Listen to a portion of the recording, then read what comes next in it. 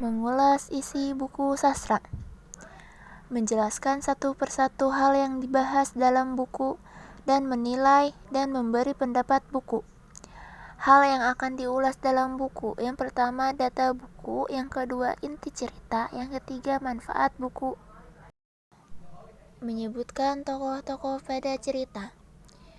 Tokoh adalah pelaku dalam sebuah cerita. Dibedakan menjadi dua.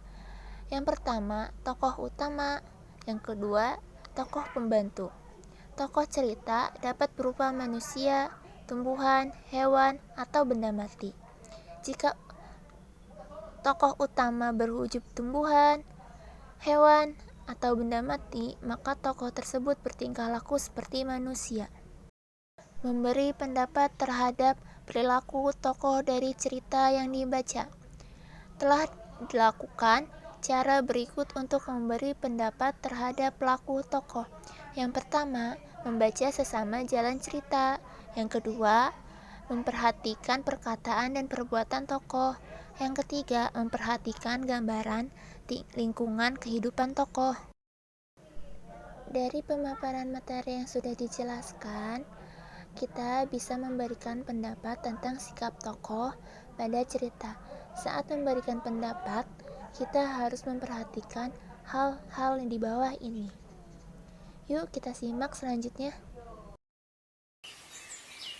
Halo teman-teman, yuk simak video saya.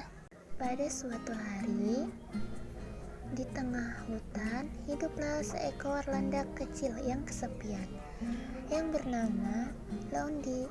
Laundi kecil tidak punya teman karena teman-temannya tidak berani dekat dengannya. Sebab karena takut tertusuk dengan duri di tubuh Laundi.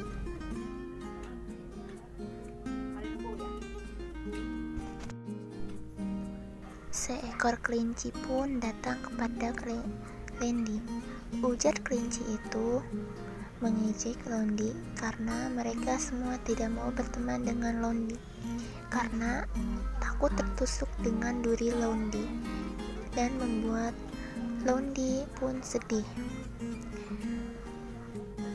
Ketika sedang asik melamun di tepi danau, Kurko si kura-kura datang. "Hai Laundi, kau sedang apa?"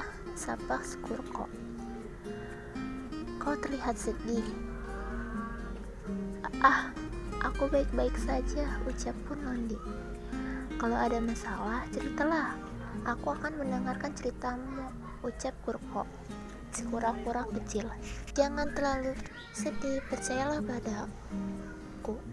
Kamu tidak sendiri. Aku bersedia menjadi temanmu," ucap Kurko yang menyenangkan hati Laundi. Laundi pun bahagia karena sekarang dia punya teman. Keesokan paginya, Kurko dan Laundi menerima undangan dari si Keti, si katak yang berulang tahun.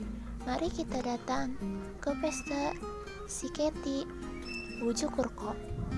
Lalu pun Laundi berkata, "Maafkan aku Kurko, aku tidak bisa ikut.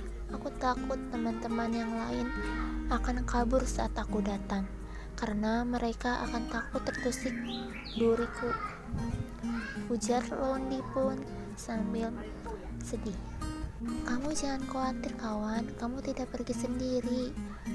Kan ada aku, kau tahu, di sana banyak sekali makanan lezat," ujar Kurko meyakinkan hati Laundi. Laundi dan Kurko pun sampai di tempat pesta ulang tahun Keti. Akhirnya, kini Laundi tidak kesepian lagi. Dia banyak teman dan sangat disayangi oleh teman-temannya. Laundi pun sangat bahagia. Suara dongeng. Sekian dan terima kasih.